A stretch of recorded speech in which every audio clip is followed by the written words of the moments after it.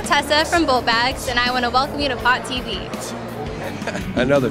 I have with me Steve from Pot TV. Steve, I can't see your last name, so introduce yourself. Well, I'm just an old guy that's been around for a while. I raised the $500,000 to put Prop 215 on the ballot.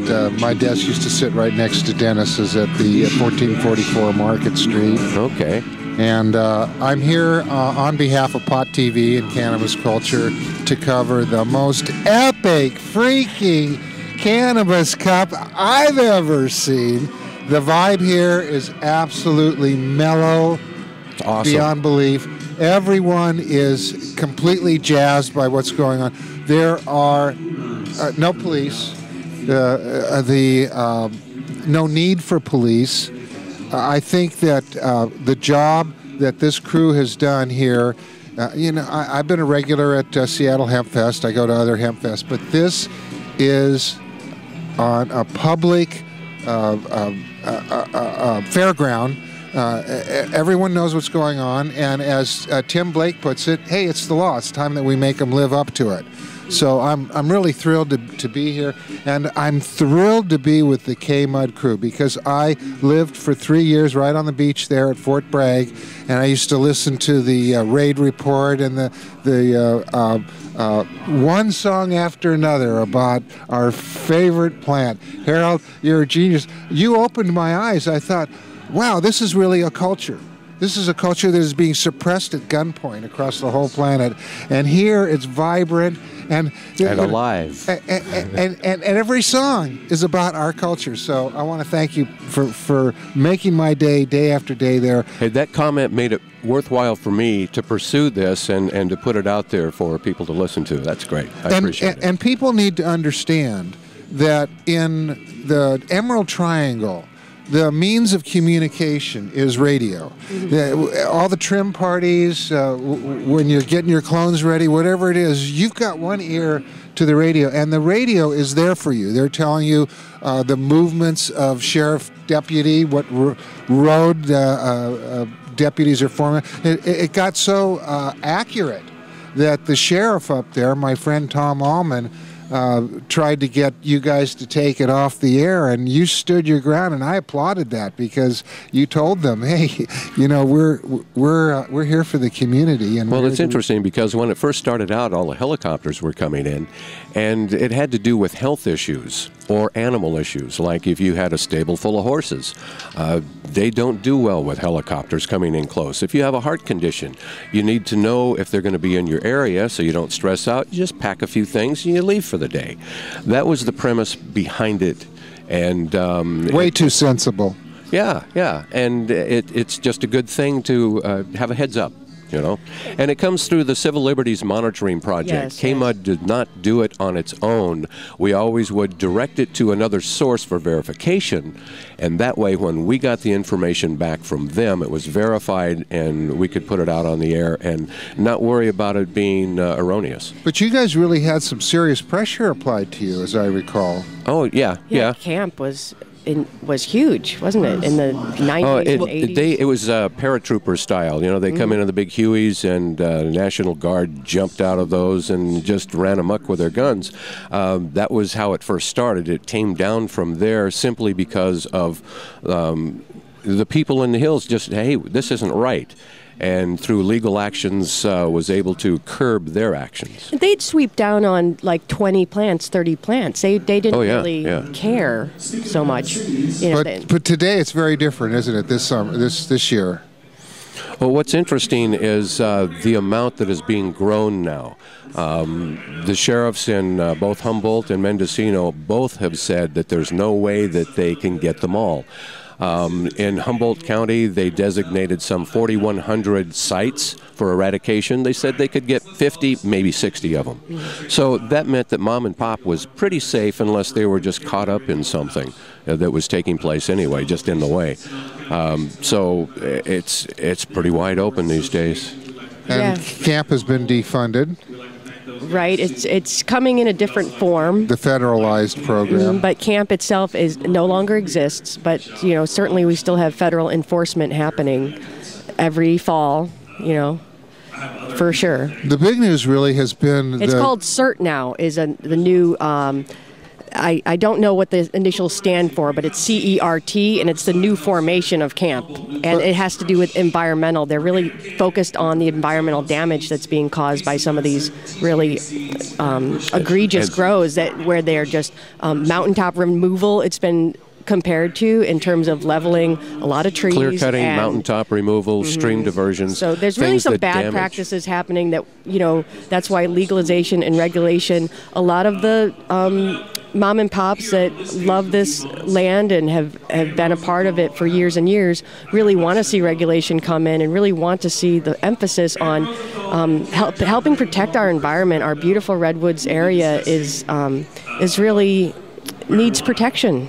Speaking of protection, can we talk about the catastrophic collapse of prices in the cannabis markets? Sure. Go ahead, Steve.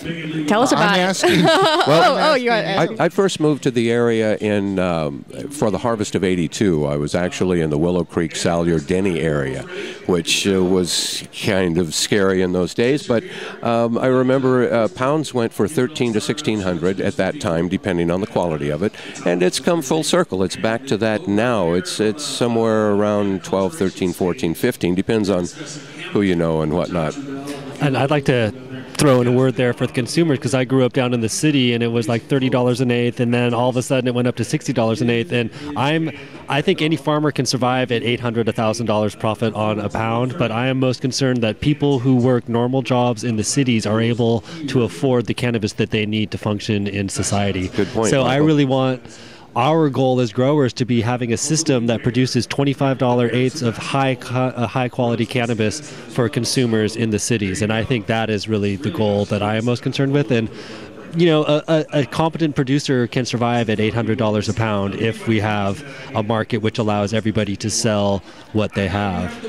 In my experience, though, Michael, it might go that way to the grower, but if it goes through a dispensary, they're not dropping the price. Exactly, which is why we need to they're have keeping the price up. I'd like to say something here. Yeah, well, I just finished. We need to have a vibrant culture where people can be bidding on the marijuana, and you don't have narrow channels where those people are able to jack the retail price. Every retailer charges about 100% markup, whether you're selling Brussels sprouts or designer clothing. I just want to jump in and say that I think the retailers and everyone else are entitled to whatever profit they can get. It's the people that want to tax the, here up in Washington, you're looking at a tax at 3 levels of 25%. And we're sponsoring an initiative up in my town, South Lake Tahoe. I'm head of an initiative where we're forbidding them from taxing us anything. I mean, we should be talking about reparations. Yeah. Not taxes. And the other thing that we're doing up there that I'd like to see us focusing on is we make it a crime to cooperate, solicit, collude, conspire with any federal agents, because they're going to be there to undermine and subvert state law. That should be a crime. And so in the city of South Lake Tahoe, it will be punishable by a year in jail if you have anything to do. So if you provide some kind of security support to allow the DEA to come in, you're looking at a year to jail. If you're 99% of the raids on dispensaries occur because some public official decided they can't legally get the dispensary out of the way. They make a call and they say, could you come in here and do a little housekeeping for us? We've got this dispensary and that dispensary. We want a DEA raid, and boom. That's how it starts. So we make that a crime. That's the kind of focus I'd like to see. Stop talking about taxes. Stop coming up with new rules and regulations, and repeal laws, get them off the books, and let's make some crimes of our own for people that subvert the will of the people and the law that we passed. I like that. Taking power back into the hands of the people. Well, Dennis, I interviewed Dennis Perone the other day, and he made a point that really blew my mind. He said, Steve, we have the votes. We do not need to kiss the establishment's ass anymore. And I thought, he's right. We don't have to make any concessions. We can just say what we want and put that on the ballot. People are there to vote for that. Like in my town, South Lake Tahoe, I thought, well, wait a minute. I live in a very conservative part of the state. I live in the eastern part, and because of that conservatism, I thought I better check and see how we did here. Well, everywhere else around me, they voted 60% against Prop 19 during 2010. But in my town, they voted 60% yes, 40% no. And I thought, I'm going to test Dennis's premise here. We've got the votes. Let's just put something on the ballot that makes it a crime for them to mess with us anymore, that, where we take back our power. And right now, we're at the point where we're collecting the signatures. We're going to go for a 15% signature gathering. That means that we'll be able to force an election within 90 days or give them the option of immediately adopting. They have to do one or the other. That's great, yeah.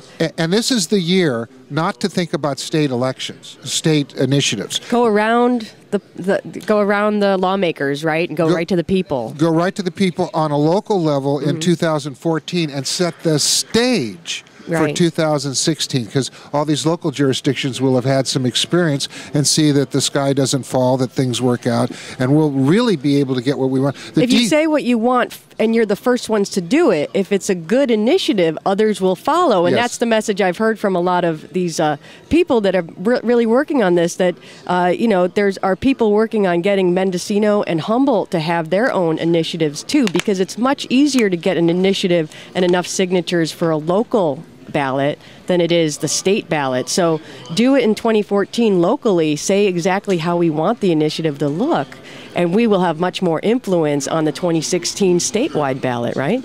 Nobody is going to put up, none of the, I was the guy that raised the money for 215, so I worked with Soros. Thank you, sir.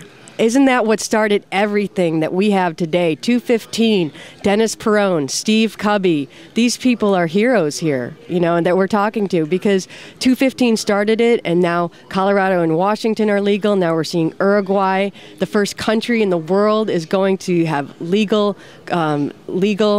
system of sale and regulation as a country. It's a small country, so let me tell you how far we've come. When we were doing the 215 campaign, nobody would use the words medical marijuana. Not even sleazy tabloids, sex tabloids. Nobody would use that term. So we get on the ballot, and I get all the guys together, and I say, they're going to have to use it.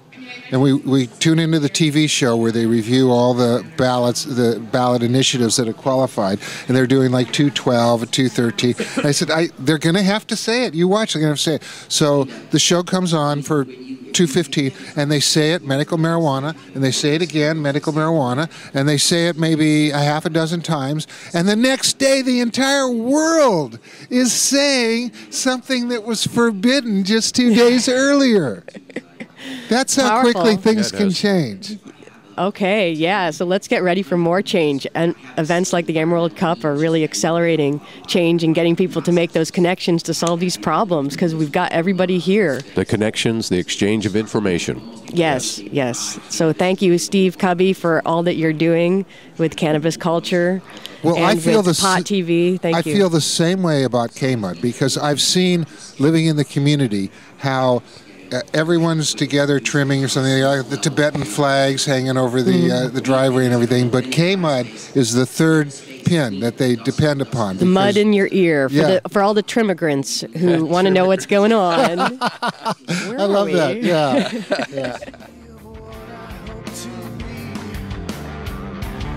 So heavy where I stand.